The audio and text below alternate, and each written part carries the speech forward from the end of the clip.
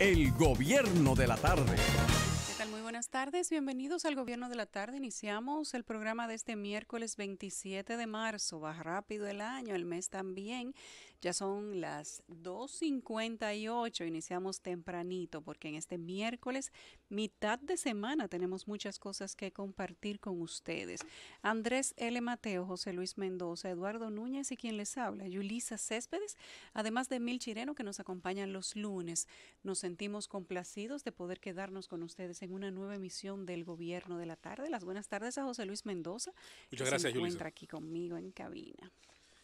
Así que estamos listos, vamos de inmediato con las informaciones y por supuesto a tratar de que todo este tiempo que estén en sintonía con nosotros sea satisfactorio y estemos tratando de cubrir los temas de interés de nuestra sociedad, también de nuestra diáspora, de los dominicanos residentes fuera del país. Así es, vamos a leer de inmediato el primer boletín de la tarde de hoy, cortesía de nuestro diario Z Digital. La Junta Central Electoral convocó una audiencia pública con los partidos, agrupaciones y movimientos políticos reconocidos para que presenten sus posiciones respecto a la solicitud realizada por el Partido Revolucionario Moderno de individualizar las boletas electorales para los niveles de elección presidencial, senatorial, de diputados y municipal. Según un comunicado, la solicitud del PRM fue hecha al Pleno de la Junta Central Electoral el pasado lunes 25 de marzo, en la cual requieren que se dicte una resolución en la que se establezca que para los 4 niveles de elección haya 4 boletas individualizadas según el artículo 92, numeral 5 de la Ley 15-19 electoral. La audiencia pública fue convocada a través de la Secretaría General de la Junta Central Electoral para el día jueves 4 de abril de 2019 a las 10 de la mañana en el auditorio de la Junta Central Electoral.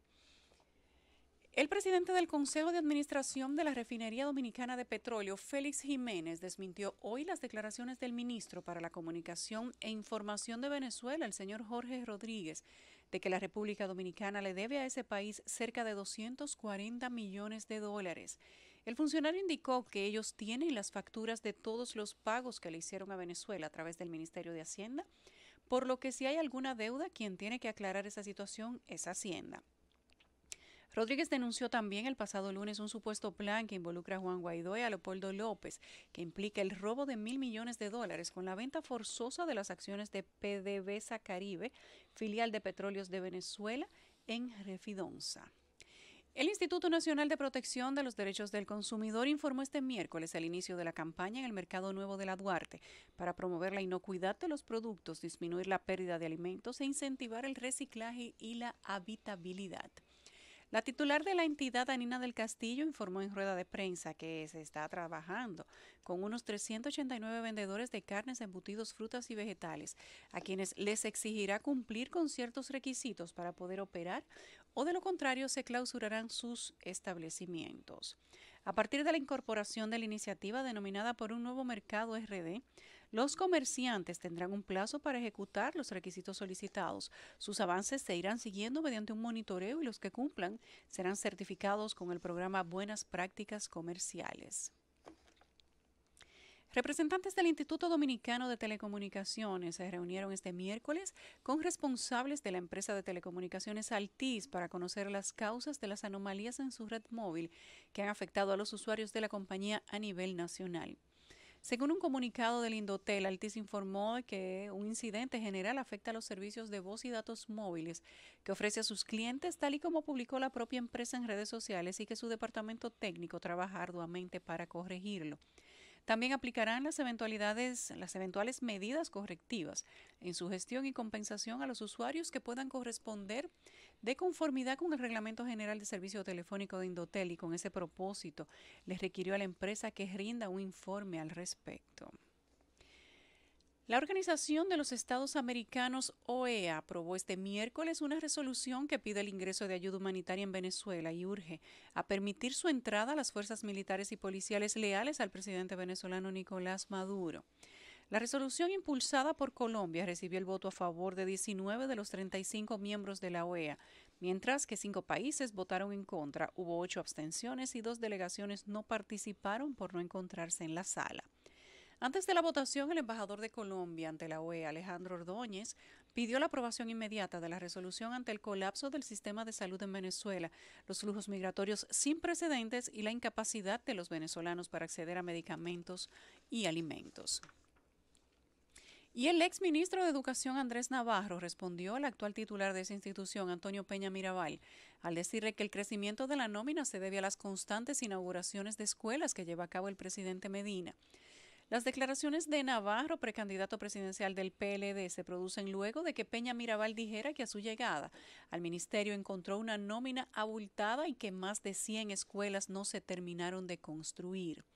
Entrevistado en el Gobierno de la Mañana, Navarro afirmó que sería un error enfrascarse en un debate con el actual ministro de Educación y agregó que lo que se diga sobre su gestión debe ser el resultado de una auditoría para la cual ya hizo el pedido a la Cámara de Cuentas. Todas estas informaciones, recuerde que puede ampliarlas a través de nuestro diario Z Digital y a través de nuestra plataforma de redes sociales con el usuario @Z101 Digital, que también usted puede participar de manera interactiva a través del chat que está abierto en nuestro canal de YouTube, también con el usuario Z Digital. Ahora José Luis y yo, junto con ustedes, hacemos una breve pausa y al regreso venimos con los comentarios de los principales temas que han corrido como noticia el día de hoy. El gobierno de la tarde. Regresamos al gobierno de la tarde, son las 3:07. Sin duda que el día de hoy, desde el inicio de semana, varias informaciones marcan la agenda noticiosa de la semana. Hoy nosotros tenemos que hablar de lo que está sucediendo, Andrés, José Luis, con el tema de la individualización de las boletas electorales para los niveles de elección presidencial, senatorial, de diputados y municipal. Pero también es todavía más, digamos que imperante, la rueda de prensa que dio hoy el presidente de Refidonza, el Félix Jiménez, desmintiendo las declaraciones del ministro de Comunicaciones de Venezuela, el señor Jorge Rodríguez, quien dice que República Dominicana le adeuda a Venezuela o a PDVSA 240 millones de dólares y República Dominicana dice que ya se lo pagó. Evidentemente que este puede ser un tema de factura internacional con el que si el Ministerio de Hacienda pudiera demostrar con documentos y hacerlo públicamente que esos 240 millones de dólares se pagaron, pues quizás desmontar tal vez una factura que nos esté pasando el gobierno de Maduro por haber apoyado a Guaidó. Don Andrés. Bueno, el tema no es sencillo. No es sencillo. Es un tema también coyuntural. La situación en Venezuela requiere de liquidez, pero es muy difícil incluso que aunque el gobierno dominicano tenga la intención de pagar, el sistema financiero mundial pueda tramitar ese tipo de pagos. Pero el gobierno dominicano dice que le pagó ya. Pero, ¿cómo se comprueba ahora? El Ministerio de Hacienda debe mostrar los documentos. Sí, eso se tiene que mostrar, no solo documentación y obviamente los soportes de las transacciones. Los soportes, todo así. Se tiene que mover divisas y se tiene que hacer de seguro a través de las vías que los contratos facultan. Lo que está claro aquí es que desde hace un tiempo el cambio en el posicionamiento de la República Dominicana y del gobierno de Danilo Medina en relación a Venezuela, del que había sido anteriormente un ente oxigenante, sí, ofreciendo incluso el territorio dominicano para diálogos y manteniendo una postura no comprometedora con la denuncia, ha cambiado en los últimos tiempos. Y ha cambiado, yo creo que todo el mundo está claro, con dos elementos. La agudización de la crisis, que presiona a todo el mundo a fijar posturas más firmes, y la presión geopolítica, sobre todo que ejerce Estados Unidos en el área, a un país como el nuestro, más tratándose de un país que está, como hemos citado en los últimos días, la famosa frase de Castro, del profesor Bosch, sobre el Caribe, frontera imperial. Ahora mismo, esos dos imperios, en el caso de China y Estados Unidos, midiendo su nivel de influencia. Desde que la República Dominicana varió ese posicionamiento, entonces han venido acusaciones, algunas vertidas desde suelo cubano, otras vertidas desde suelo venezolano, todas relacionadas a el uso, por ejemplo, de territorio dominicano, como se acusó, para que efectivos estadounidenses lo utilizaran como punto de avanzada hacia un ataque a Venezuela, el uso de la base de San Isidro, y ahora obviamente está relacionada a la refinería dominicana de petróleo,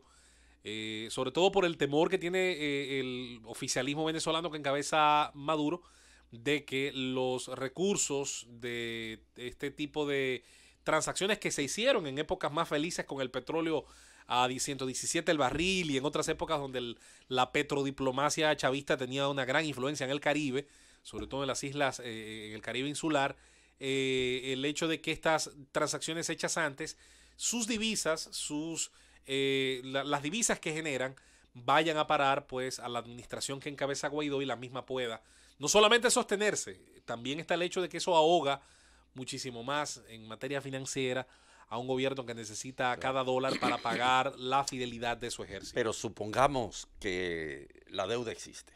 Supongamos que el gobierno dominicano tiene la disposición de pagarla. ¿Cómo la va a pagar? Por la vía del sistema financiero. ¿Y a quién? Si el Banco de Reservas emite dinero por la vía del sistema financiero a favor del gobierno venezolano, ese dinero no va a llegar nunca, porque el sistema financiero está completamente blindado en contra de las posibilidades de el gobierno venezolano accesar a fondos, y lo sabemos todos, por la vía de lo que ha dispuesto los Estados Unidos, que es un cerco más bien financiero en esta etapa. Bueno, si quisiera pudiera usar perfectamente la banca, por ejemplo, de China, que tiene... Pero es muy difícil. La República Dominicana es un país dependiente de los Estados Unidos y está en su esfera de influencia. No es verdad que tiene cómo, porque los Estados Unidos con muchísima facilidad tendrían cómo torpedear el sistema bancario dominicano en los Estados Unidos, en muchos otros sitios. Es difícil. Ese es un tema que sale a relucir. Lo que tú decías es lo pertinente. Si es así, bueno, pues que den todos los documentos relativos al pago, las tramitaciones que se hicieron, porque el tema de la refinería también fue objeto de estrategias políticas en determinado momento. ¿Ustedes no se acuerdan que se habló de que se había comprado la parte venezolana, el Estado había adquirido la parte venezolana de la refinería? Bueno, ahora, como el ministro hace unos señalamientos, lo correcto sería que se entregaran las documentaciones sobre el tema. Bueno, pero él hizo la aclaración de que no se habían vendido las acciones en la refinería y que todo esto estaba en este momento en stand-by porque no se le podía comprar nada a Venezuela porque no había dónde transferírselo por el bloqueo que le tiene Estados Unidos. Otras cosas han pasado en Venezuela a lo largo del día de hoy y es que esta mañana Juan Guaidó anunció desde Venezuela detalles de la Operación Libertad, como él le ha determinado, y habla de una nueva ruta que permitirá maximizar la presión en todo el país para lograr el cese de la usurpación, gobierno de transición, elecciones libres y restitución de la libertad de los venezolanos. Hizo un anuncio en medio de un gran apagón que afectaba más de 20 estados. Tenemos breves comentarios, a ver si podemos escucharlo.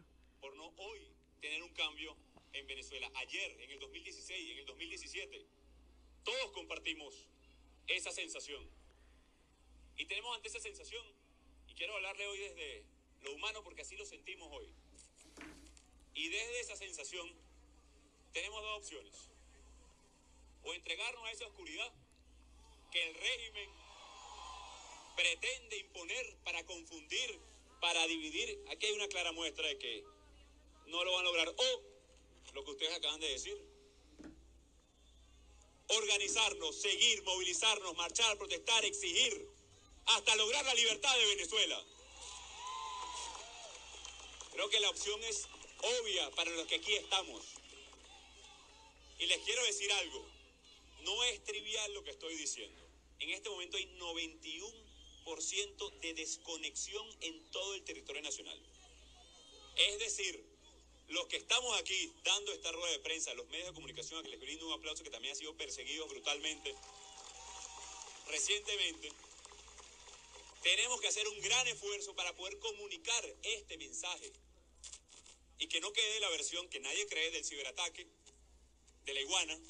Ahora van por sabotaje, más tarde dirán cualquier cosa, que cayó una pepa de mango, una rata o cualquier La cosa. pepa. Pero no es trivial, porque ustedes han sentido, cuando recuperan señal, la duda que hay. Bueno, ¿qué pasó?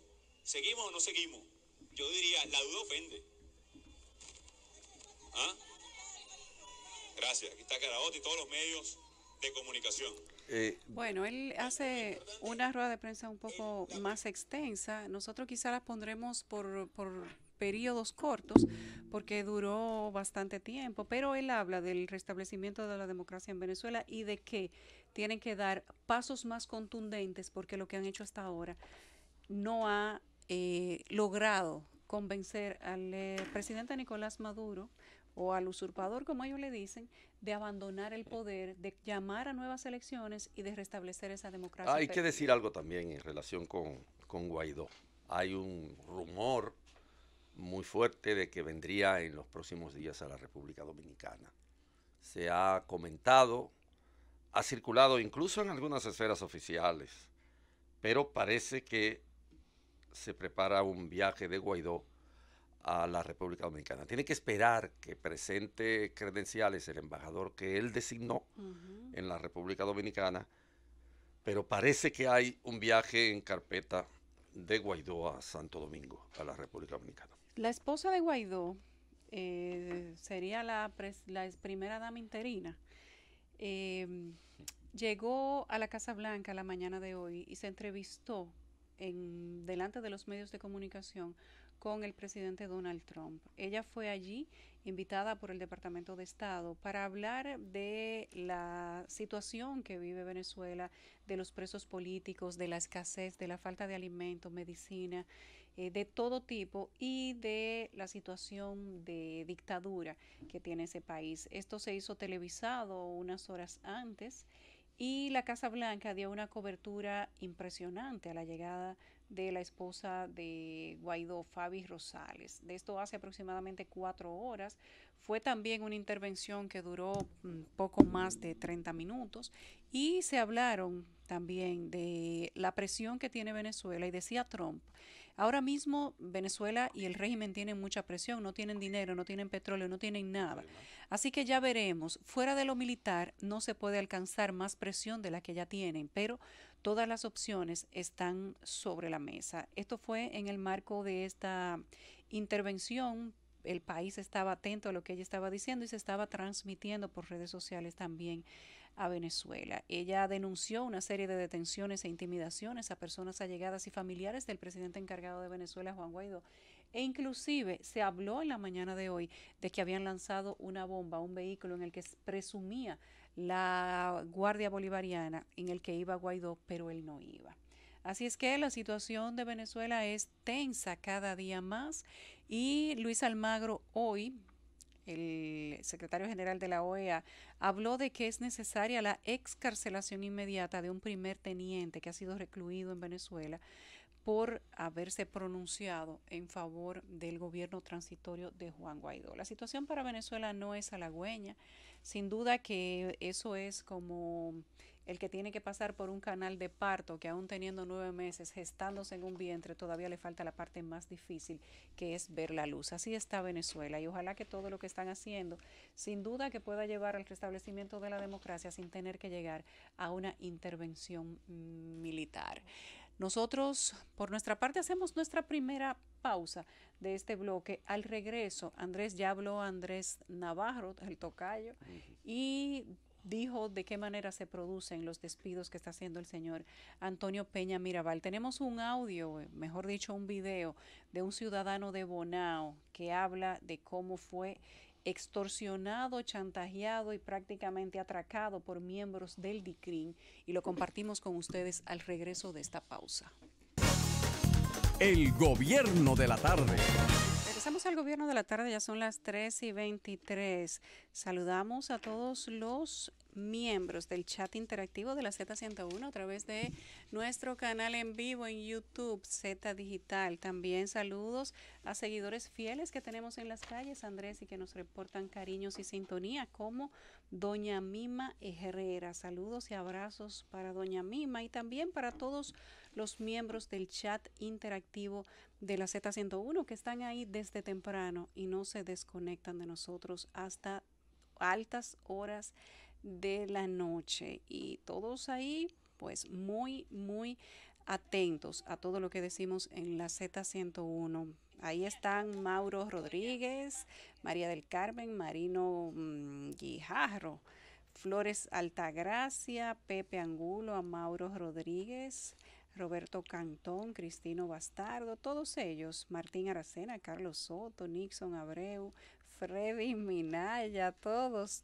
Jonis Paul, todos quienes están ahí conectados con nosotros a través del chat de la Z101, para Freddy Javier Pérez Fernández, Pedro Mercedes, gracias a todos ustedes que se quedan ahí siendo nuestra contraparte.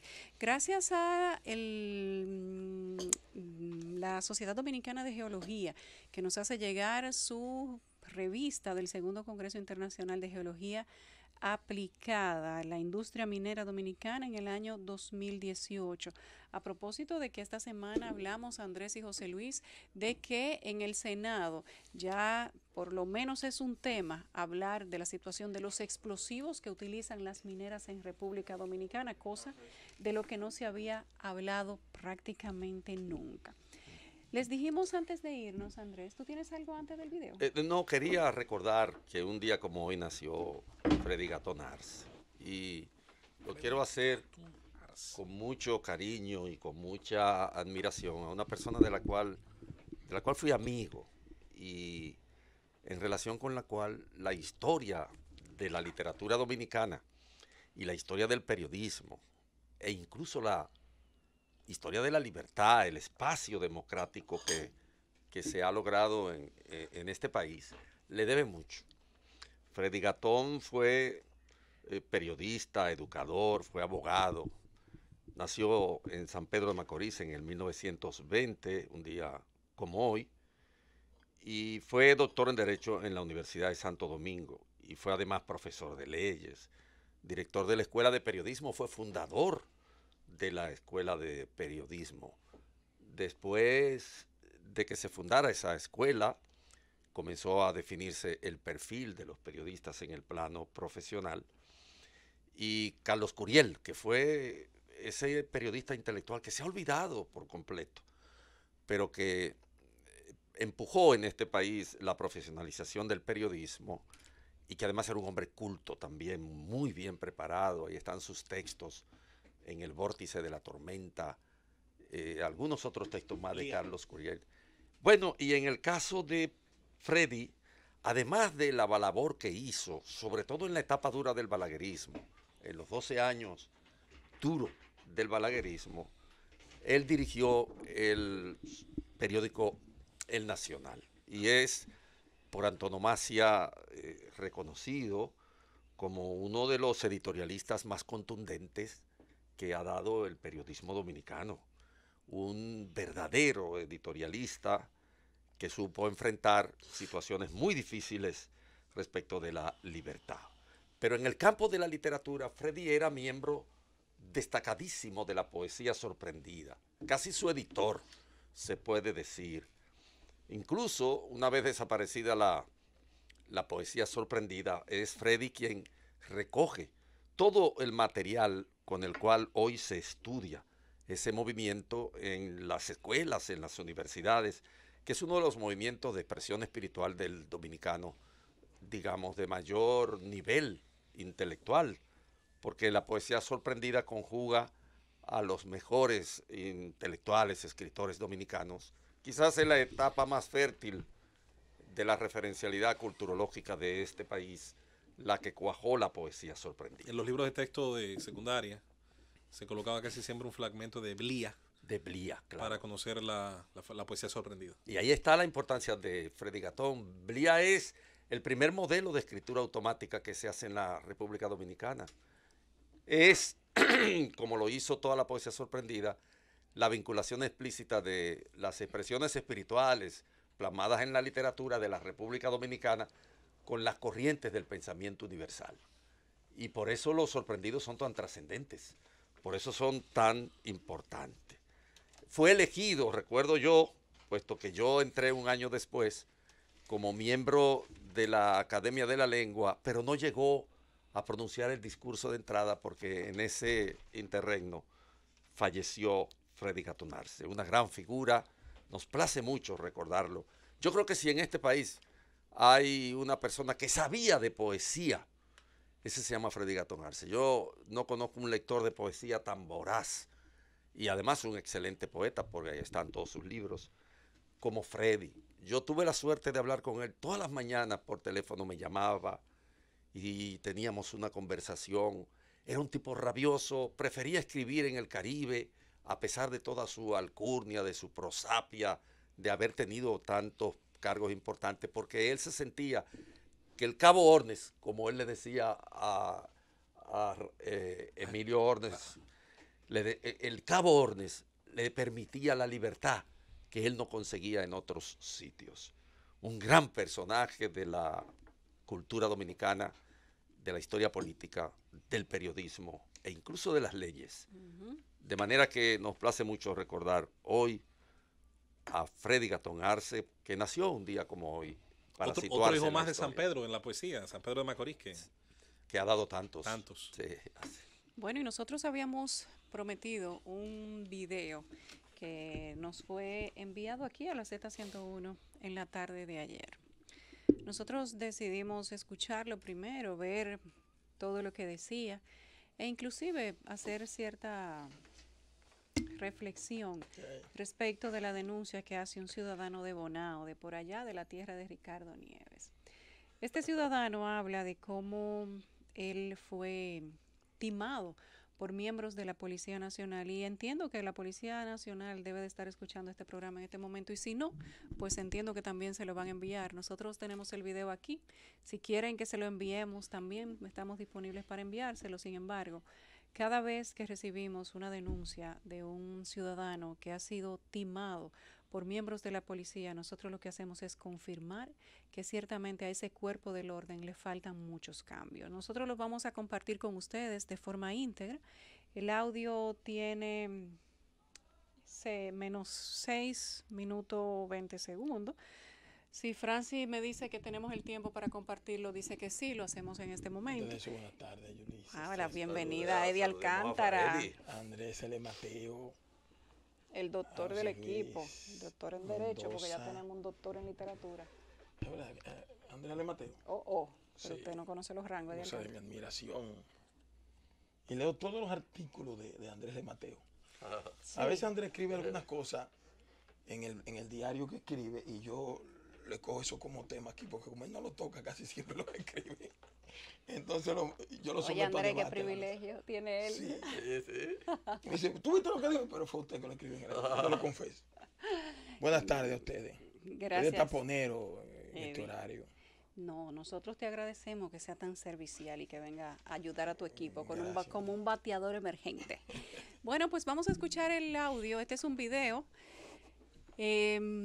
Nosotros lo vamos a compartir con ustedes. Esto es una denuncia que ha hecho responsablemente un ciudadano de Bonao, lo hace grabado en video, ni siquiera es un audio responsable. Menciona los nombres de los policías que intervinieron en su caso y ustedes opinarán lo que entiendan, nosotros lo analizaremos un poco después, pero esto no tiene otro ánimo sino que la Policía Nacional como institución investigue qué ha pasado en este caso de Bonao y que los ciudadanos no sigan siendo presa fácil de los mismos miembros de la policía. A continuación nosotros le vamos a compartir el audio de ese video.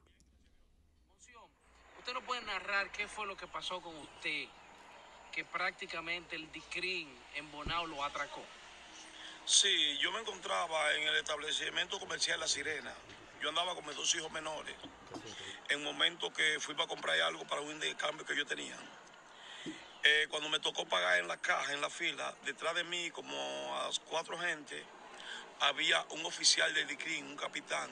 ¿Cómo se llama? ¿Usted sabe? Apellido, no lo conozco muy bien, apellido Vélez. Y cuando yo saqué el dinero para pagar, yo tenía una suma de 185,000 pesos. Él vio el dinero cuando yo lo saqué y de una vez hizo una llamada. Y cuando yo quise... Aquí vamos a hacer una parada. ¿Usted tenía en su poder cuánto en efectivo? 185,000 pesos. ¿Por qué usted tenía ese dinero? El producto de un vehículo que había vendido. Okay. ¿Cuántos días hace que usted había vendido ese vehículo? Ese mismo día lo vendí en la tarde, en horas de la tarde. Entonces no quiso dejar el dinero en la casa y se fue con todo él para La Sirena. Sí, me fui con todo él porque no quise dejarlo en la casa porque al otro día ya yo tenía visto el vehículo que iba a comprar. Correcto. Entonces perdía tiempo metiéndolo al banco para sacarlo por la mañana, ya que el dinero me lo entregaron en horas de la tarde. Y cuando estoy en La Sirena, que saco el dinero para pagar. En la fila. En la fila, el capitán Vélez, que estaba detrás de mí, vio y de una vez llamó a la gente de DICRIN. Cuando yo quise salir afuera de La Sirena, ahí se me tiró Eddie Crin en la guagua roja. Me encañonaron, me desarmaron, me esposaron, me montaron en la guagua, me pasearon por el pueblo y era llamando un tal Mello. Mello llega, que queremos verte, Mello llega. Cuando yo le pregunté, le dije a ellos, mire, el Mello usted está llamando a una persona que yo conozco, que es un vendedor de droga. Si ustedes me ponen droga delante de los hijos míos, ustedes me van a tener que matar. Luego ahí se calmó el afán de llamar al Mello y siguieron conmigo para el cuartel. Allá en el cuartel, cuando yo saqué el dinero, no me dejaron contarlo. Yo dije, cuando llegué, yo tengo 185,000 pesos. No me dejaron contarlo. Me quitaron el dinero, lo metieron en una gaveta. Y al otro día me maltrataron físicamente, no me dieron golpe. Me trancaron esposado. Me amenazaban que me iban a meter funda en la cabeza y me iban a dar 90 palos. Al otro día por la mañana yo amanecí esposado en la celda junto con todos esos delincuentes. No me permitieron una llamada. Todavía era las 11 de la noche y los hijos menores míos estaban ahí en la explanada.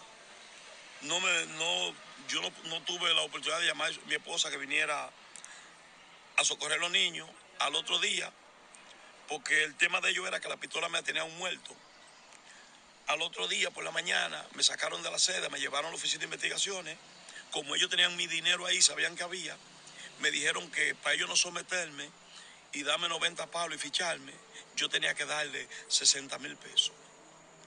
Yo entré en esa. ¿Usted accedió a dárselo? Yo accedí a dárselo porque yo no quería que me ficharan y me llevaran a la fiscalía, porque yo soy de este pueblo donde todo el mundo me conoce. Y a mí me iba a dar muchísima vergüenza. Entonces, cuando le entregué el dinero, me entregaron mi pasola, me entregaron mi pistola, me entregaron mi carnet, me pusieron a firmar una entrega, entregándome la pistola, y me despacharon. Por lo tanto, yo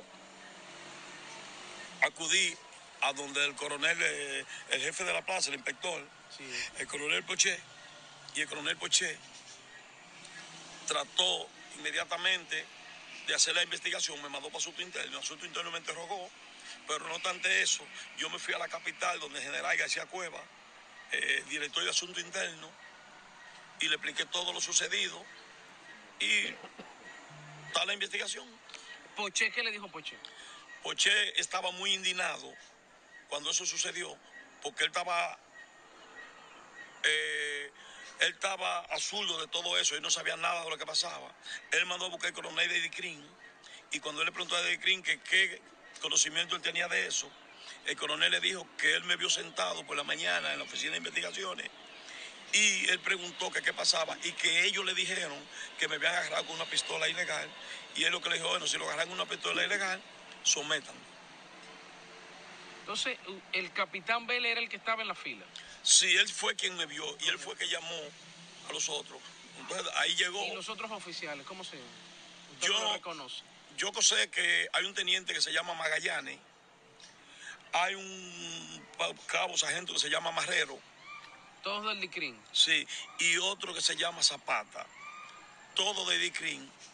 Y los otros, el oficial del día y el sargento de guardia que estaba, fueron los que me maltrataron, cargándome pasado para allá, y qué sé yo qué, y que por aquí, y todo eso.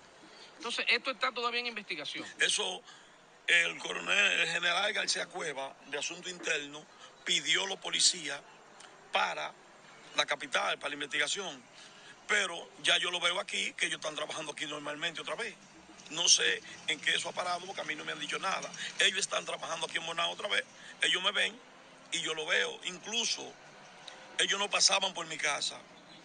Y después que vinieron de la capital, el mismo día, la guagua roja con ellos pasó 3 veces por el frente de mi casa.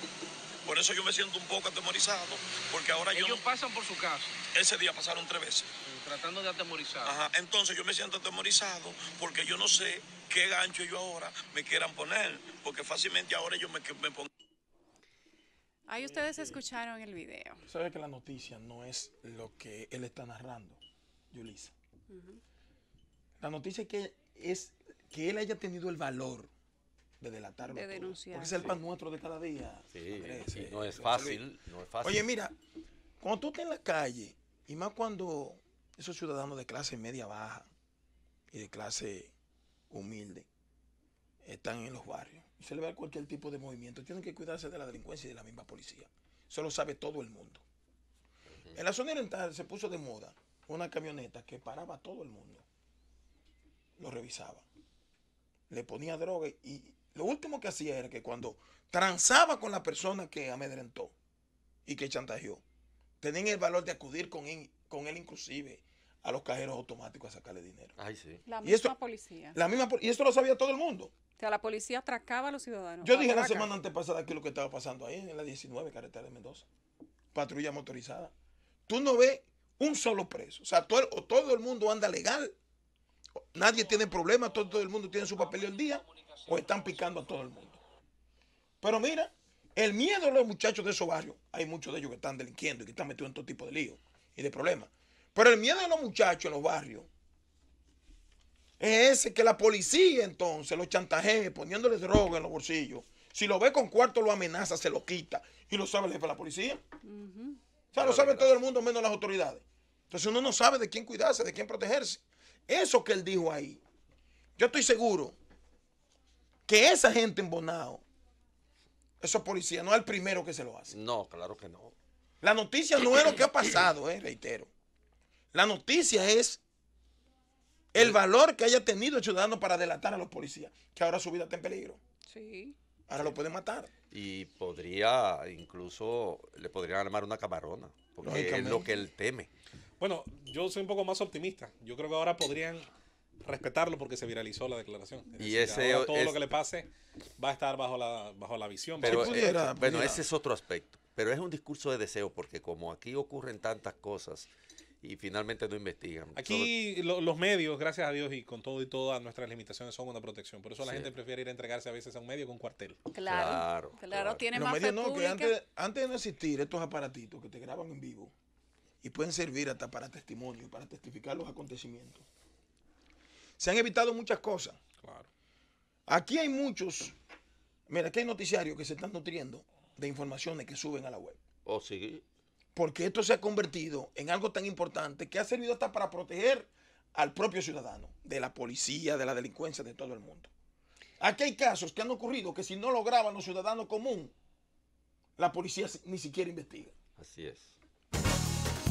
El gobierno de la tarde.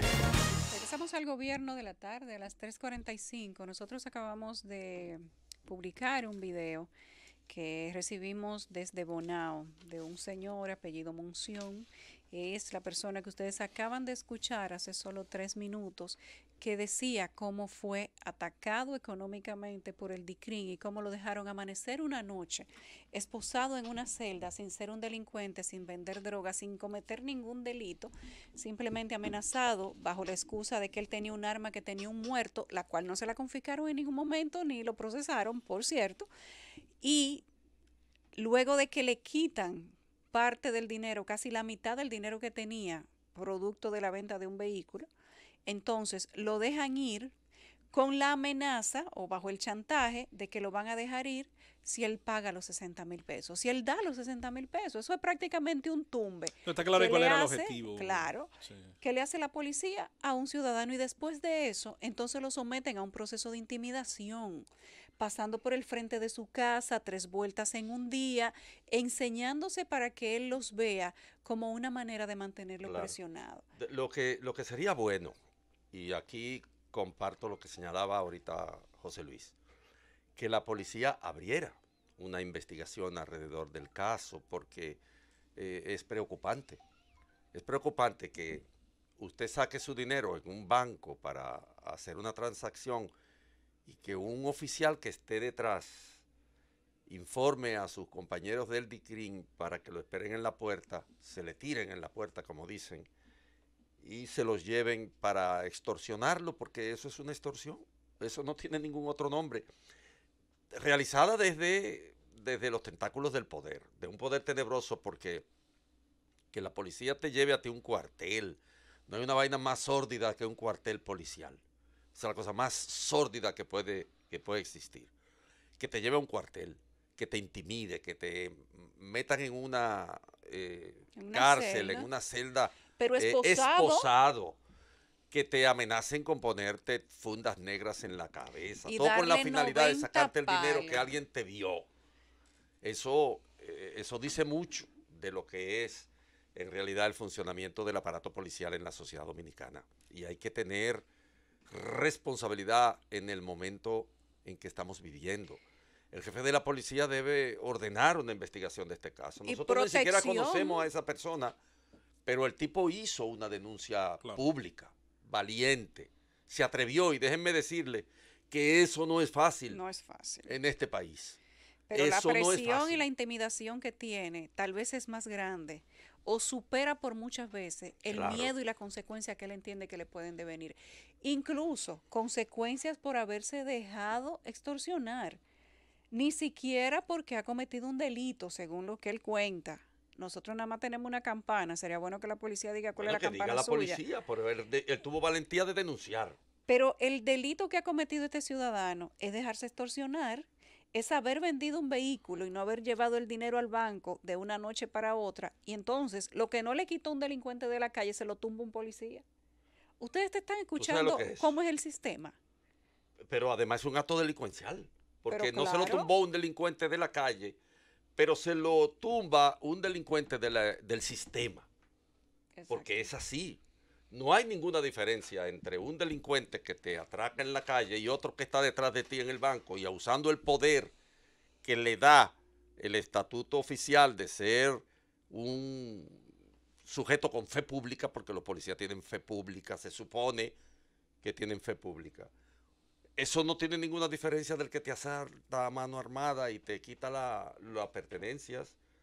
Eso no tiene ninguna diferencia. Peor, porque te torturan, te mantienen en una situación Claro. de chantaje tensión, emocional de y inestabilidad, psicológico. tus hijos afuera y tú amarrado ahí. Por Dios, lo que el tipo denuncia es grave y amerita que el jefe de la policía le dé una respuesta a la sociedad dominicana. Es que no podemos seguir viendo este tipo de actos provenientes. ¿Para dónde es que este país va? Yo me pregunto.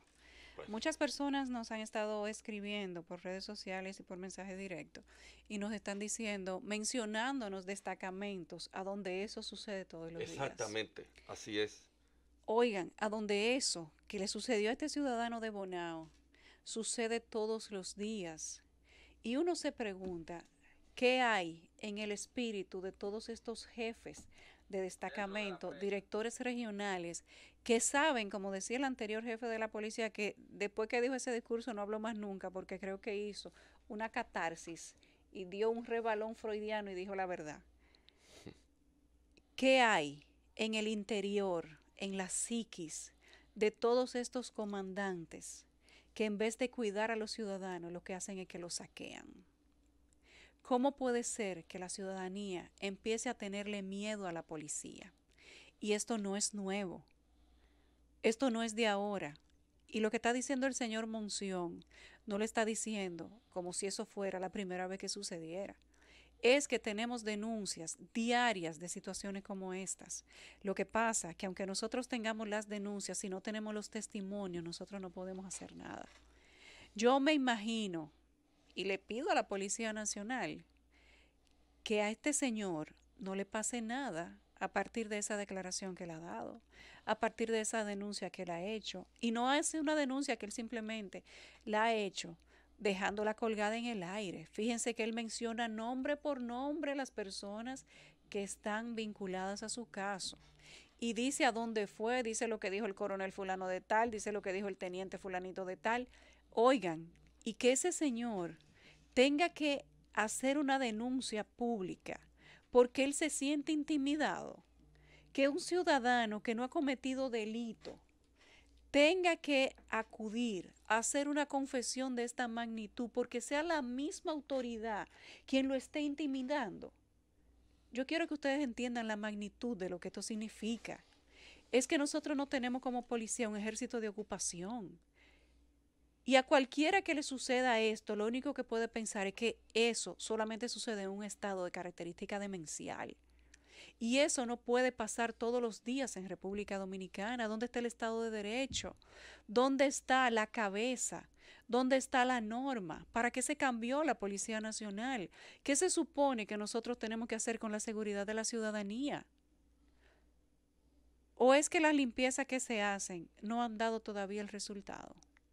Yo creo que nosotros no podemos entrar en una misma bolsa a todos los miembros de ese cuerpo del orden, porque ciertamente no todos los policías son unos bandidos.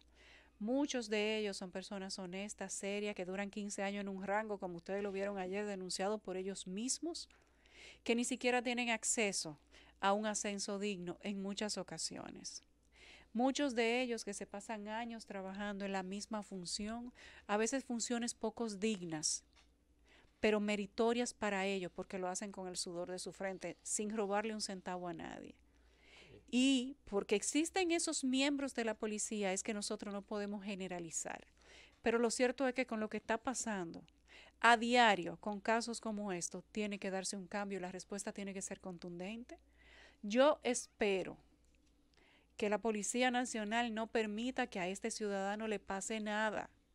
Y que esa camioneta de la Policía Nacional, que él ha descrito perfectamente, que pasa por su casa hasta 3 veces en un día, reciba algún tipo de orden, porque entonces lo saquean, le quitan 60,000 pesos. No, recibe información porque alguien sabía de una transacción, alguien sabía que tenía dinero y alguien estaba enterado, porque no se lo hicieron de seguro al que tenía los bolsillos él vacíos. menciona el nombre, él menciona el capitán que está detrás en la fila, claro, en la fila del banco, cuando él fue a hacer la transacción.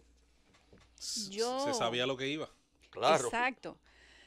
Yo lo que creo que tienen que darse ejemplos contundentes.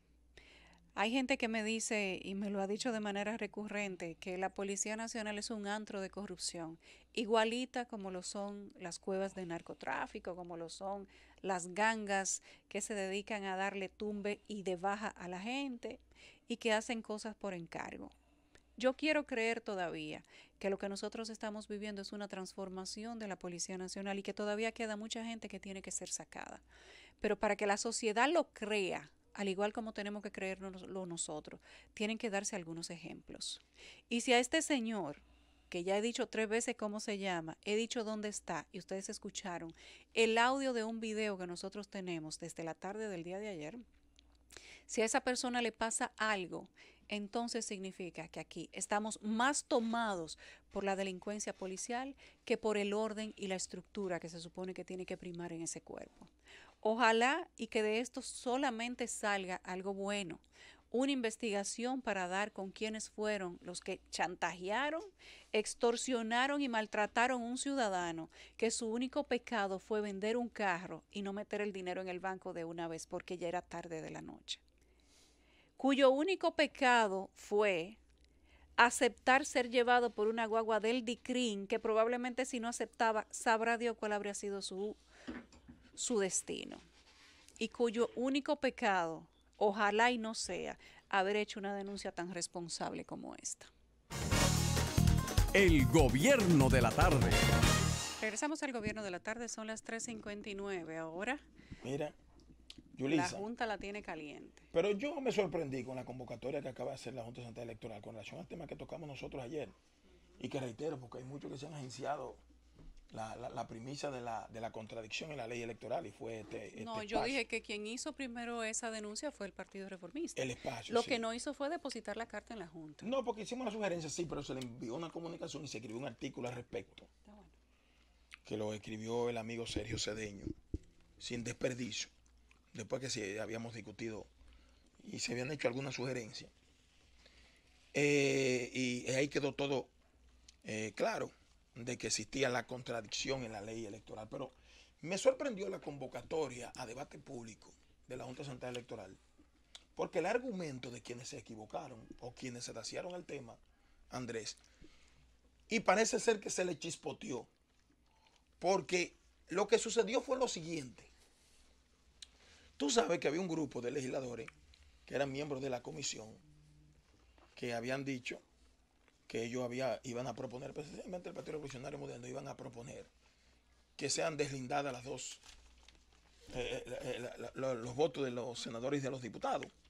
Eso se mantuvo siempre en el proyecto que presentaron miembros de la comisión que estaban analizando el tema. Y hasta se llegó a redactar.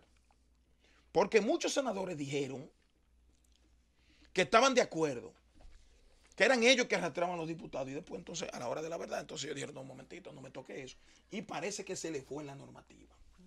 ¿Se le fue? Se le fue, eso fue lo que pasó. Porque está muy claro. Porque estaba redactado para separar el voto de los senadores de los diputados. Y la ley lo expresa. ¿Y cuál es el argumento de ellos? Yo estuve revisando la ley esta mañana mientras estaba esperando en un tribunal. El artículo 104 en el 104 en el numeral que habla de la 1, 2, 3, 4, sumatoria. 5. Claro, pero no dice, para que estemos claros, que no es verdad, que eso determina que el voto de arrastre de los diputados y senadores y viceversa se mantiene. No dice que el voto de los diputados se le va a computar a los senadores como tradicionalmente se hacía, sino que lo único que dice, y lo deja abajo en el vehículo, la ley, es que se exentúan de la separación del voto de los municipios en el caso de los senadores, porque la totalidad de los votos al partido se le va a computar al senador. Y yo le pregunto, ¿la totalidad de cuáles votos? ¿La de los presidenciales también se le va a sumar al senador?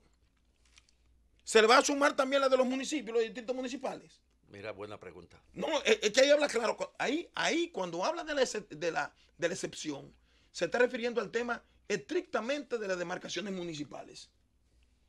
Entonces quieren decir que ahí quedó claro que la totalidad de los votos se le van a sumar al senador. Y yo le pregunto, ¿qué totalidad?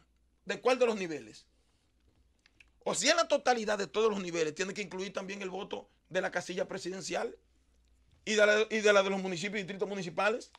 No, se le chispoteó y se le fue. Se le fue. Eso se le fue. Porque no leen la mayoría. Se le fue el tiempo en lo Y de ahora la primaria. Junta, claro, y ahora la Junta ha hecho una convocatoria ¿para qué? Para que los partidos digan, no, tiene que mantenerse y mediante resolución o reglamento mantener el rato de los diputados y senadores. No se puede porque se está violentando la ley orgánica.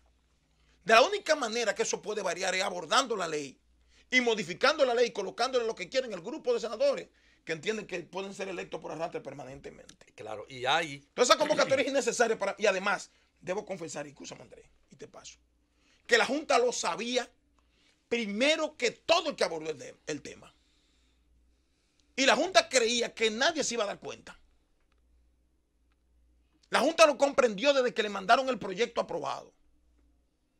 Y la Junta no puede decir que la solución es hacer una especie de asamblea abierta entre los partidos políticos para que ellos determinen qué quieren que se haga con ese tema. No, la ley está taxativamente clara ahí. Ahora, si van a durar 3 semanas discutiendo o 2 semanas para después tener que someterlo, porque si hacen un reglamento tratando de obviar eso, van a ir al Tribunal Constitucional los partidos afectados. Ahí es que va a terminar eso. Pero que hay cosas que se pueden comprender. Después que se le fue el mingo, porque parece que no advirtieron. La lectura, con excepción del artículo 104, la lectura es muy clara. La lectura te habla... Incluyéndolo a él también, por eso traje el tema del 104. Sí, bueno, incluyéndolo. Pero donde se levanta la confusión es a partir del artículo 104. ¿Y qué señala? Bueno, el aspecto vinculado con esa sumatoria. Como lo anterior era la sumatoria de los votos de los diputados en beneficio del senador se redujo, hubo reduccionismo mental y se creyó que se mantenía la estructura del arrastre. Ahora, cuando tú lees la ley, te das cuenta que no, Claro que sí. se les fue, que el arrastre queda eliminado y que incluso se habla de los 4 niveles de elección, en el nivel presidencial, en el nivel municipal, en el nivel de los diputados y en el nivel de los senadores. Se habla explícitamente en 4 oportunidades de esos 4 niveles de elección. No es que si usted va al 130, te habla a ti de la capacidad de alianza que tienen los partidos políticos. Claro, o sea, los partidos pueden aliarse en cualquiera de los niveles. De los niveles, y sí, yo siempre, sí. y dije aquí ayer, y dije desde el primer momento, perfecto, usted y yo, 2 partidos políticos, decidimos aliarnos en el nivel de los diputados. Los votos de esos diputados, si nada más vamos aliados en ese nivel, se supone que usted lleva a su senador y yo el mío. Si compartimos las mismas boletas, Ahí está. ¿a quién le van a sumar los votos de los diputados, los 2 senadores? No, es imposible, no se puede. Y Por yo lo le he dicho, tanto, yo he ese dicho es 20 otro veces elemento. aquí. Entonces, cuando la Junta hace la convocatoria, es lo que me llena a mí de incertidumbre, porque yo digo, parece que está entrampada, o pudiera estar entrampada, en la presión que le puedan tener ciertos sectores para que desconozca lo que está taxativamente preso. Pero hay que entender lo que está pensando el partido oficial, el partido hegemónico. Primero porque es muy probable que si no se mantiene el arrastre, una enorme cantidad, o una enorme no, digamos una cantidad, podría ser apreciable de senadores, ya no sean electos en la boleta del partido oficial. Dadas las características de algunos liderazgos regionales que se pueden enfrentar de manera solitaria, porque es voto a voto, no es como antes, el senador va a tener que buscar su voto y sacarlo de debajo de la tierra. Y además, si es potable o no, ante el público, ante el pueblo, si es potable o no. Eso es uno. Creo que Lo otro es que la supresión del arrastre permite la emergencia de nuevos liderazgos a nivel regional. Y obviamente los liderazgos del Partido de la Liberación Dominicana a nivel regional, por el hecho de el trueque que se dio en las elecciones en la coyuntura de las elecciones del 2016, que fue reelección por reelección, se han mantenido incólume. Tienen 20 años, la misma cara, los mismos senadores, etcétera. Y por lo tanto, lo va a perjudicar mucho el hecho de que no haya arrastre. Porque mucha gente, incluso de su propio partido, bueno, ahí está el debate en los periódicos. Hay diputados del Partido de la Liberación Dominicana que favorecen que se separe el voto del senador en el año 2020. Diputados del PLD. Y no solo de la corriente de Leonel Fernández, sino que hay diputados de la corriente de Danilo Medina que también favorecen la eliminación del arrastre. mira, El tema, por lo tanto, la Junta va a tener que tratarlo con mucho cuidado porque a mí me parece que va a terminar siendo parte de no, las... que la clase política puede entrampar a la Junta y que las elecciones pudieran ser el tollo más grande que se haya celebrado desde el punto de vista electoral en la República Dominicana. Entonces, el haberle aprobado a la carrera 2 legislaciones, yo le decía ayer aquí, a la carrera, en la que no se contemplaba... A la carrera, y escúchame, con la trampa en la que de manera muy voluntaria cayó una gran parte de los medios, de centrarnos esencialmente en el debate de cerradas y abiertas. Exacto. Sí. Eso eclipsó todo Exacto, el resto mirar estos detalles de la estructura de esa legislación. Y dilató la voluntad que ciertamente existía por Si primera eso vez. se después de discutía en ese 16 años. momento, si esto se discutía en ese momento, esa aprobación hubiese sido No, mucho porque más eso- discutida y razonable. No, porque tú sabes cuál ha sido la estrategia. La estrategia siempre ha sido el mantener letargadas las discusiones para cuando la hora cero de la aprobación para la aplicación, entonces decir, no era la que queríamos, Sí. es la ley posible. Mira lo que yo te decía ahorita. Las últimas 3 leyes que se han aprobado Esa es la Son las excusa. leyes posibles. han dicho exactamente lo mismo. Esa Eso es un era la ley cliché. posible. Mira esto, para que tú mira, que nos vamos a leer. Mira, el artículo 130, ¿qué dice? Que era lo que yo decía ahorita. Las modalidades, los partidos políticos pueden aliarse dentro de las modalidades establecidas en la ley para la candidatura del nivel presidencial, para la candidatura del nivel senatorial, para la candidatura de los diputados y para la candidatura de los municipios. Y para la candidatura congresuales municipales. O sea, que le expliquen a uno con qué jodido reglamento o argumento en un reglamento pueden resolver ese entuerto. No lo pueden resolver. Es que no hay cómo, porque si tú vas con 2 senadores separados, ¿a quién tú le vas a sumar? Digamos, en una alianza partidaria de 3 partidos. Se irán a dividir los votos mitad ¿A quién tú le mitad. vas a sumar? No, podríamos escuchar en el recuento de los votos. Sería bastante gracioso escuchar. Fulano de tal, 650.000.5 votos. Sí, podríamos escuchar medio voto, Mitad, señor. mitad, que se lo dividan. El gobierno de la tarde. Regresamos al gobierno de la tarde, ya son las 4:14. Vamos a iniciar con los comentarios y el primero es de Andrés L. Mateo. Muchísimas gracias. El sistema de salud dominicano es no solo deficiente, es criminal, sencillamente criminal. Porque el Estado dominicano no tiene tradición en invertir en el rubro de salud, ni siquiera el 2% del Producto Interno Bruto. Hay momentos en que la inversión ha llegado como denominación general, es decir, como concepto salud, ha llegado al 2.2, pero en este momento debe andar por el 2.1, incluso algunos hablan del 1.9. Lo cierto es que siempre ha sido pírrica, totalmente injustificable, dado el panorama de la salud en la sociedad dominicana, la inversión en salud de los gobiernos, no solo de los gobiernos, el gobierno actual, sino históricamente de los gobiernos dominicanos en el plano de la salud. Hasta el punto que podemos señalar que no hay un sistema de salud propiamente dicho en la República Dominicana.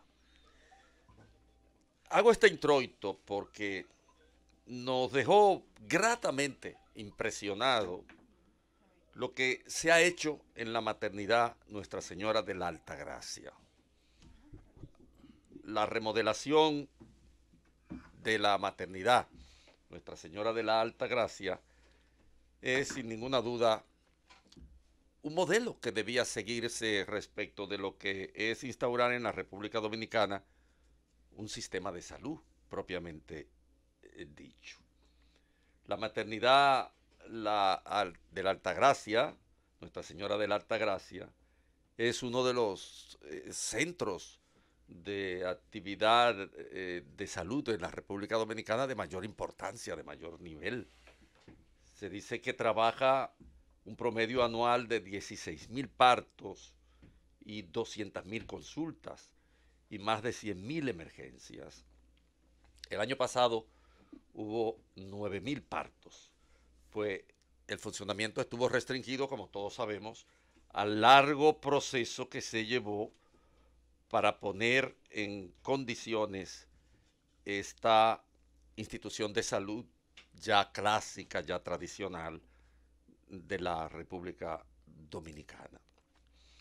Dicen los que hicieron toda la concepción, el diseño y el trabajo que se realizó allí, que la inversión colocó al centro como uno de los mejores de la región, en los términos, digamos, más halagüeños para la prestación de servicios, porque ustedes recordarán el espectáculo degradante que significaba, hablo en pasado, pero de manera provisional porque no sabemos qué va a ocurrir después allí, ese espectáculo degradante que significaba 2 pacientes en una misma cama, 2, 3, 4 parturientas compartiendo una misma cama en condiciones deplorables. Y también el área en la que se atendían los recién nacidos, lo precaria, lo degradante que era, e incluso hasta peligrosa, porque como todos sabemos, se presentaron en algunas oportunidades tragedias memorables vinculadas a la prestación de servicios deficitarios que se servían allí. Dicen que en donde antes eran atendidas hasta 40 pacientes por área, con solo 2 camas, un baño con inodoro y lavamanos, que la atención ahora será muchísimo más personalizada y que se respetará la privacidad de los pacientes, que es, en el caso de las parturientas, un tipo de paciente especial que requiere de privacidad, que en el caso de la maternidad Nuestra Señora de la Altagracia no tenía. Se va pues a descongestionar la maternidad, enviando a los pacientes con bajo riesgo a hospitales del primer y segundo nivel de atención. Y es una solicitud que el director de la maternidad hizo, que la maternidad se especialice solamente en atender a mujeres con alto riesgo y en consecuencia que se convierta, dada toda la tecnología que se le ha colocado a las posibilidades de servicio, y que la atención se concentre en un hospital especializado para mujeres con alto riesgo. De manera que en la remodelación esta que aguantó, se puede decir así, el pueblo dominicano, porque duró aproximadamente 6 años, se invirtieron unos 1.071 millones de pesos y se equipó la maternidad Nuestra Señora de la Altagracia con la última tecnología.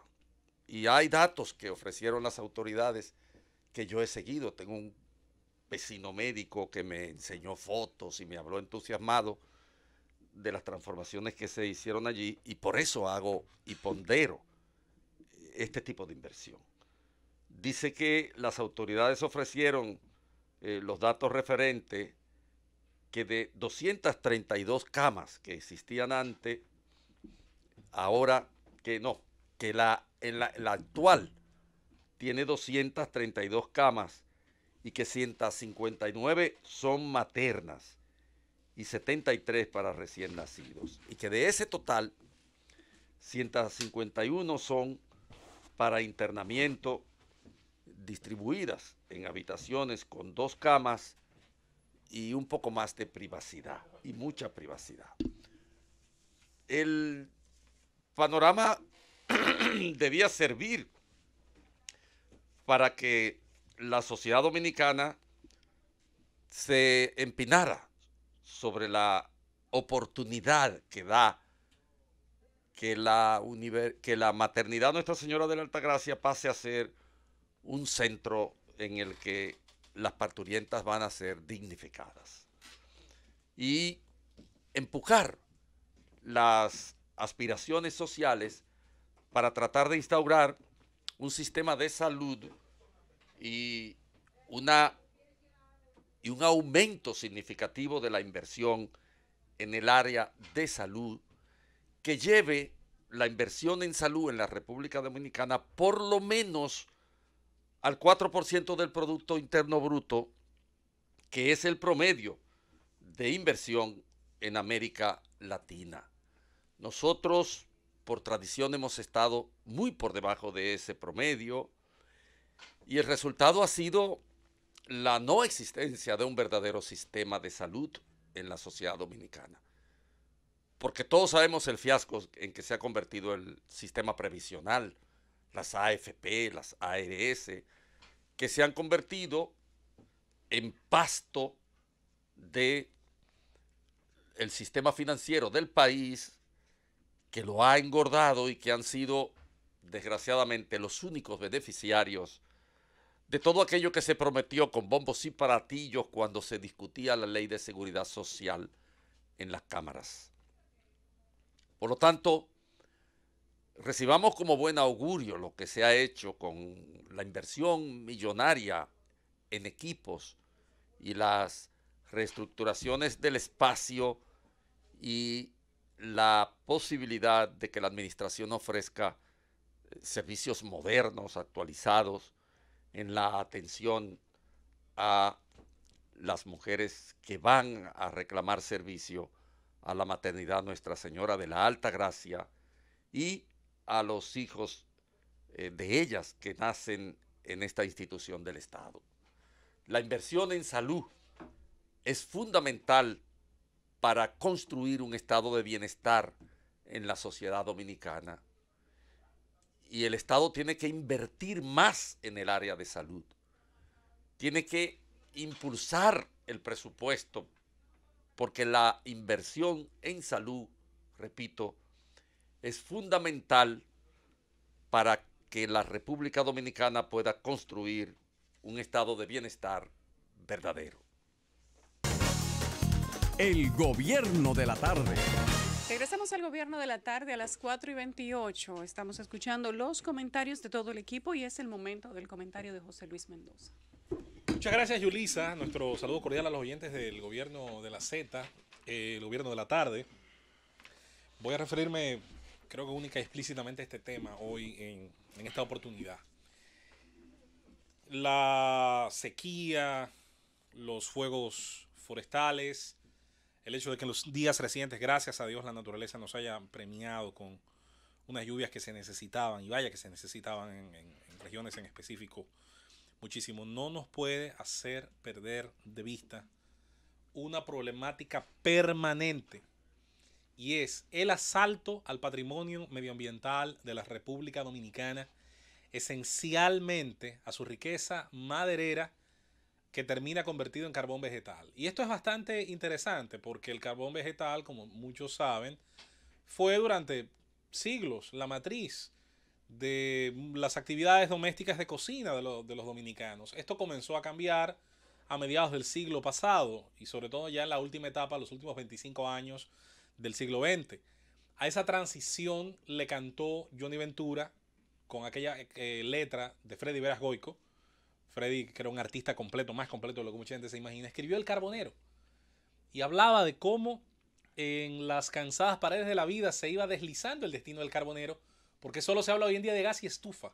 Con una genialidad, una gran destreza, describía Freddy en ese tremendo texto hecho canción, en la voz de uno de los, quizás el más grande merenguero que ha parido la República, en cuanto tal vez a su calidad de interpretación y en cuanto a su larga carrera, describía esa matriz. Sin embargo, nosotros tenemos justo al lado, en el otro tercio de isla, un país que dentro de su lamentable estancamiento en su desarrollo social, económico, infraestructural, no ha cambiado esa matriz en una inmensa mayoría de sus hogares. En Haití se cocina todavía con leña, con carbón, y las facilidades para hacer uso de gas propano o de otros hidrocarburos se limita probablemente a las grandes ciudades, esencialmente a Puerto Príncipe, y no a todos, ni siquiera a todos los sectores de la capital haitiana. Hoy por hoy se da incluso una situación bastante curiosa. Haití aparece dentro de sus actividades económicas registradas, dentro de la parte de ella que se registran, dentro de la parte de ella que se formaliza, que es la exportación. Haití aparece como un exportador de carbón. ¿Hacia dónde? Canadá. Canadá, y usted preguntará, bueno, Canadá tiene, recuerde, la condición como país frío de tener una cultura muy cercana a, tanto en el aspecto gastronómico como en diversos aspectos, al consumo de carbón vegetal. Y los canadienses acuden a sus supermercados, adquieren carbón vegetal. Los bosques canadienses, que son inmensos, Canadá es el segundo país más grande del planeta, justo después de Rusia. De hecho, hay quien ha llamado, de los amantes de la geografía, hay quien ha llamado a Canadá la Siberia de América, ¿no? Por toda esta característica extraordinaria que tiene su clima casi ártico en su región norte, todas estas enormes extensiones de terreno, Nunavut, los terrenos de los pueblos originarios, la bahía de Hudson y sus grandes islas, como la isla de Baffin, una de las más grandes del mundo, en un territorio casi polar, donde está la taiga, la tundra, pero donde hay también inmensas coníferas.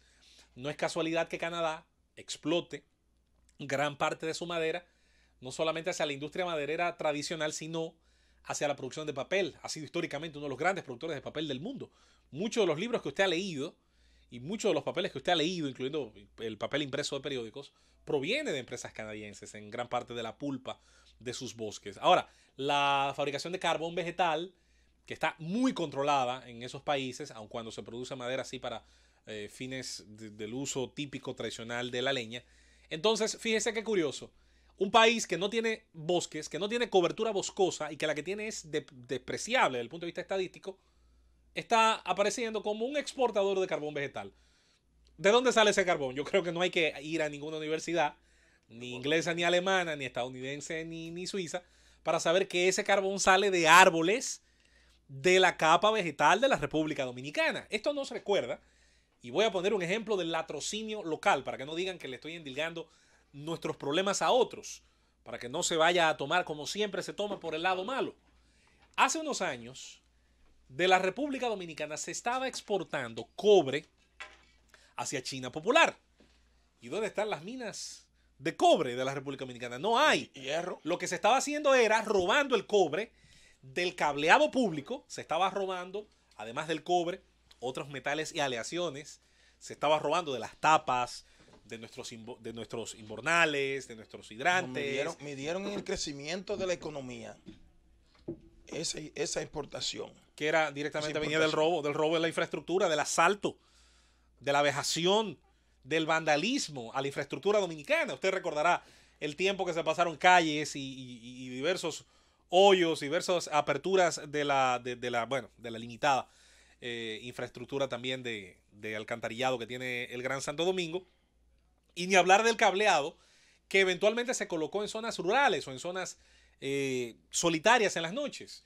Todo el mundo sabe lo que ha pasado con los cables de las Jacomas Luta. No hay que ir muy lejos para saber lo que pasó con todo el cableado que estuvo durante años colocado alrededor del Parque del Este. Lo que ocurrió con el cableado de nuestras carreteras, esencialmente.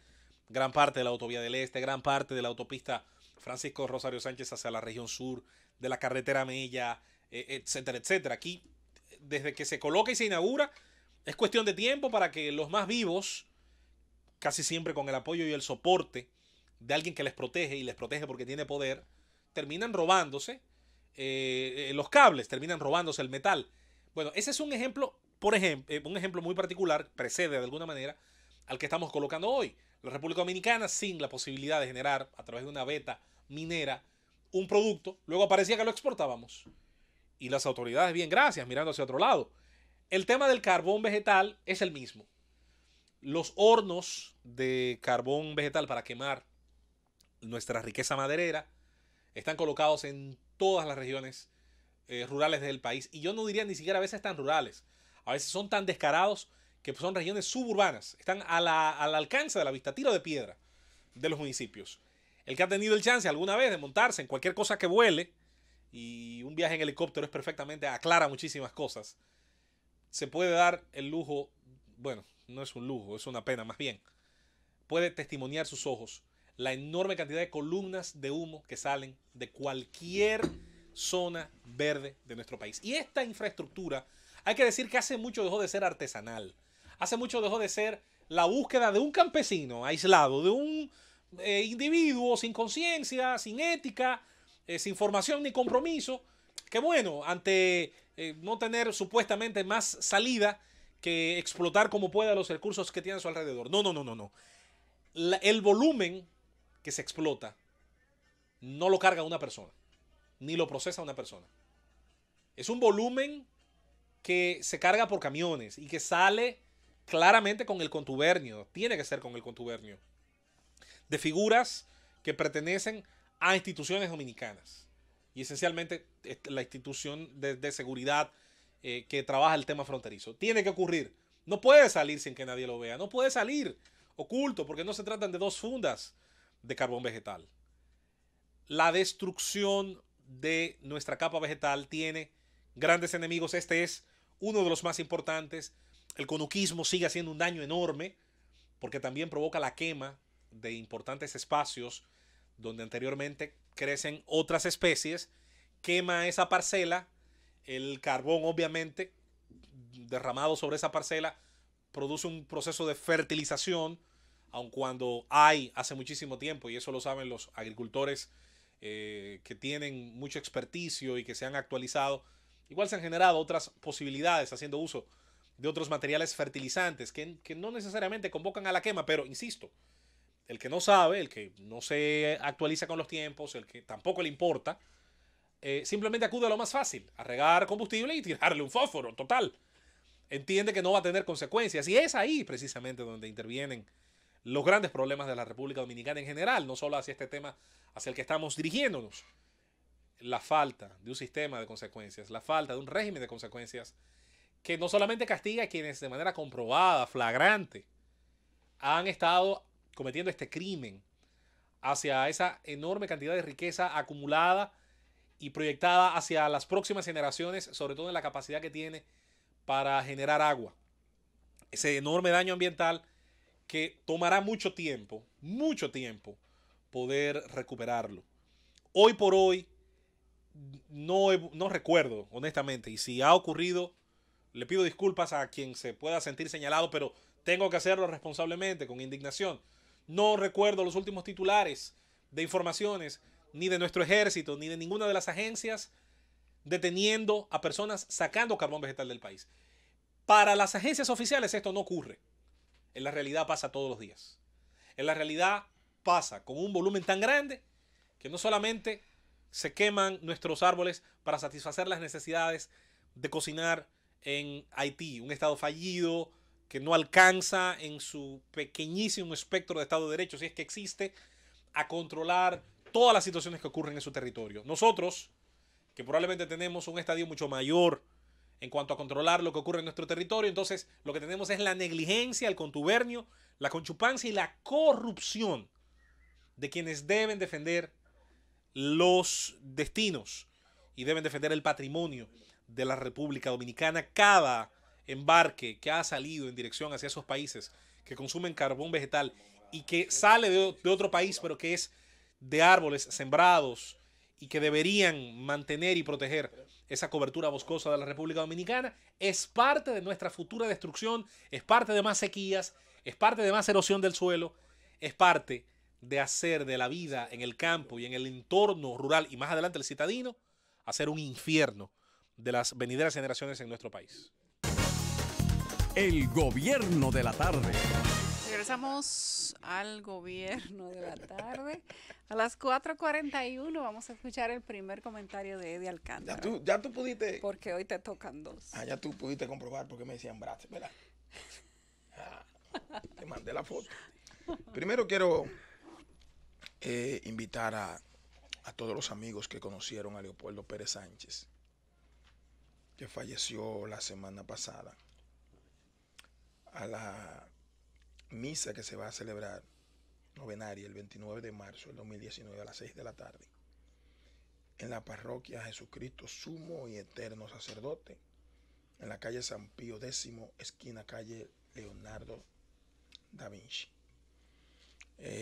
Pasasuelo a los amigos de Leopoldo López en la parroquia Jesucristo Sumo, Eterno y Sacerdote. Miren, yo quiero saludar las declaraciones emitidas en el día de hoy por el ministro de las Fuerzas Armadas.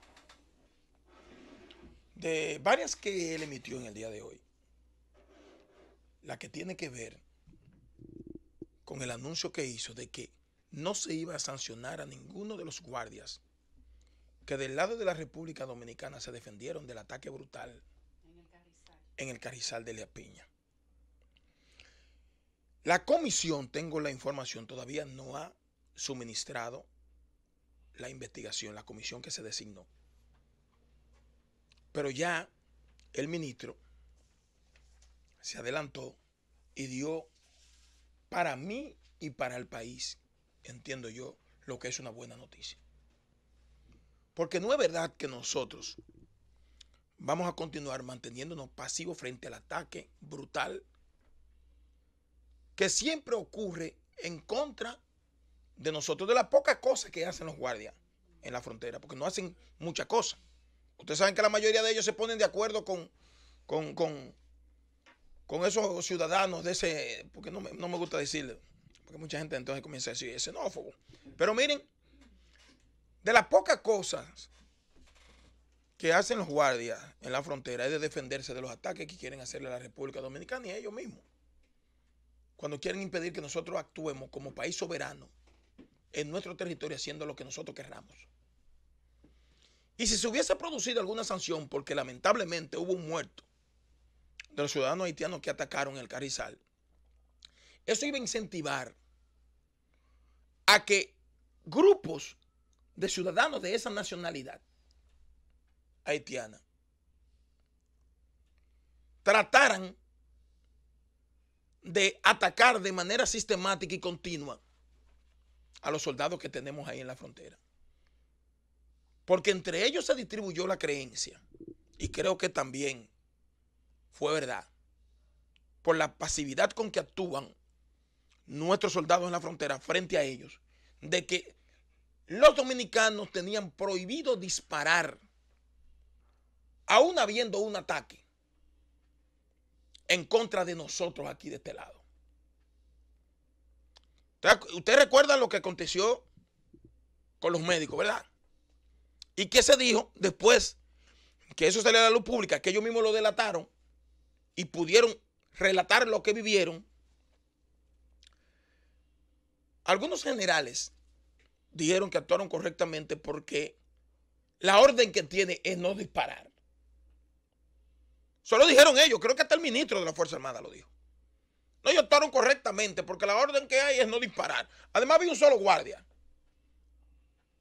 O habían dos guardias que pudieron haber matado a esos profesionales de la medicina que estaban en turismo interno. Porque aquí nos viven diciendo permanentemente: visita a tu provincia, turismo interno. Aquí no hay seguridad.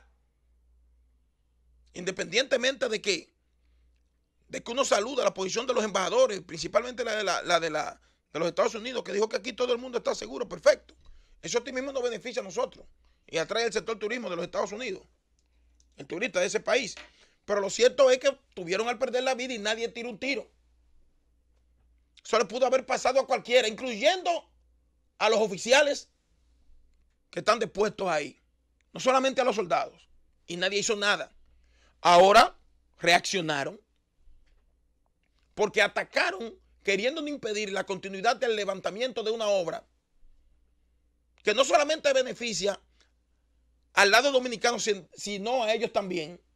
Pero como la idea es tratar de confrontarnos y hacer cosas que pueden afectarnos, ellos trataron de impedir la continuidad de esa obra.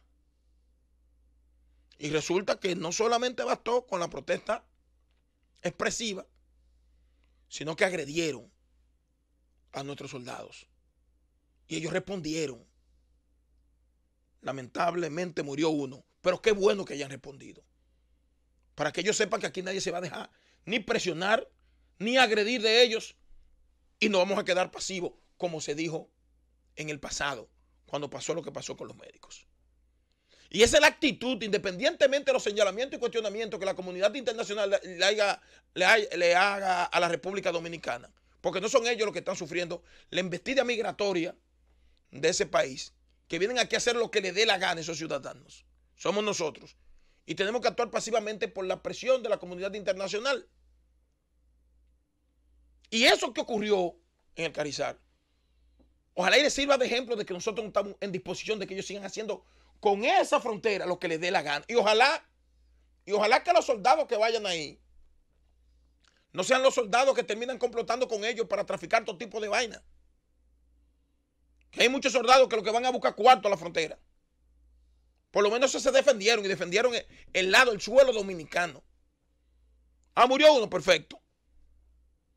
Como han venido de aquel lado y han agredido a militares dominicanos y lo han asesinado en territorio dominicano. Ustedes no olvidan lo que pasó con el teniente o el sargento que mataron ahí.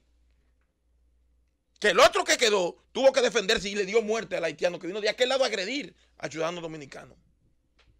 Y todo eso hay que permitirlo porque la comunidad internacional comienza a tacharnos. Que haga lo que quieran. Que haga lo que quiera. Nosotros siempre hemos sido víctimas del ataque desmedido de esa comunidad internacional, que por errores de quienes nos han gobernado hemos permitido y hemos aceptado que se convierta en norma y costumbre el que nosotros, frente a lo que ellos hacen en este país, actuemos de manera pasiva. Y ya eso no se puede permitir, porque ya no se soporta más lo que están haciendo en contra de nuestro territorio. Y ojalá que sea de verdad.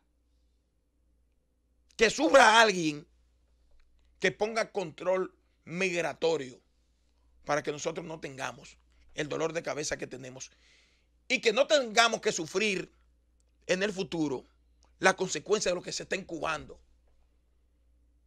Con gente cruzando para este lado, mujeres pariendo de este lado, y que hay sinvergüenzas dominicanos que le están dando papeles como nacidos dominicanos, y que las autoridades no actúan, solo leen los periódicos igual que nosotros como noticias, y no hay régimen de consecuencia. Y cuando transcurran 5 o 10 años, ustedes van a ver, cuando que hagan un censo, lo que va a ocurrir. Entonces, eso no se puede permitir. Y eso que dijo el ministro de la Fuerza Armada, entiendo que fue después de una reflexión de los acontecimientos anteriores que la sociedad dominicana lo censuró porque se actuó con irresponsabilidad frente a muchos temas. Y no debía en esta ocasión producir algún tipo de sanción en contra de los que defendieron el territorio y se defendieron ellos. Porque si hubiese habido sanción, tuvieran los que están en la frontera, que usted lo ve permanentemente, hoy, si el anuncio hubiese sido que lo iban a sancionar, estuvieran haciendo con nosotros ahora mismo en la frontera lo que les diera la gana. No. Aquí vamos a estar de pie, defendiendo la soberanía nacional en contra de la clase política irresponsable, en contra de los soldados irresponsables, en contra de todo aquel que haciendo causa común con organismos internacionales porque reciben asignaciones y se convierten en agentes de ellos, en contra de todo eso, que viven suministrando informaciones para que el Departamento de Estado después emita resoluciones censurándonos. En contra de todo eso, aquí hay un pueblo que ama su país y que está sufriendo lo que está ocurriendo y que está en la disposición de hacer lo que sea con guardia, sin guardia, para defender la soberanía, que es lo único que nos queda. Y esa frontera imaginaria, que es virtual, porque ahí entra el que quiere. Aquí hay sitio en esa frontera que entra el que le da la gana y con lo que le da la gana. Y saben también. Por eso, lo que ocurrió en el Carrizal, usted vio que no fue solamente incentivado por un medio de comunicación haitiano, que en efecto también intercede la frecuencia y la señal del país y nadie dice nada. A todo lo largo de la frontera. La mayoría de esas señales. Y un exdiputado que tiene aspiraciones también allá. No fueron ellos solamente los que incentivaron esa agresión al país. Habían comerciantes dominicanos que saben que con ese tipo de obra se puede transparentar todo tipo de transacción de ese lado. Y eso le afecta. Pero a eso no le han hecho la investigación. Y hay que investigarlo. Concluyo reiterándole mis felicitaciones al ministro de las Fuerzas Armadas, Rubén Darío Paulino Sen. Y ojalá que esa sea la actitud que siempre asuma y tomen cuando se trate de defender el suelo de la República Dominicana. Francis. El gobierno de la tarde.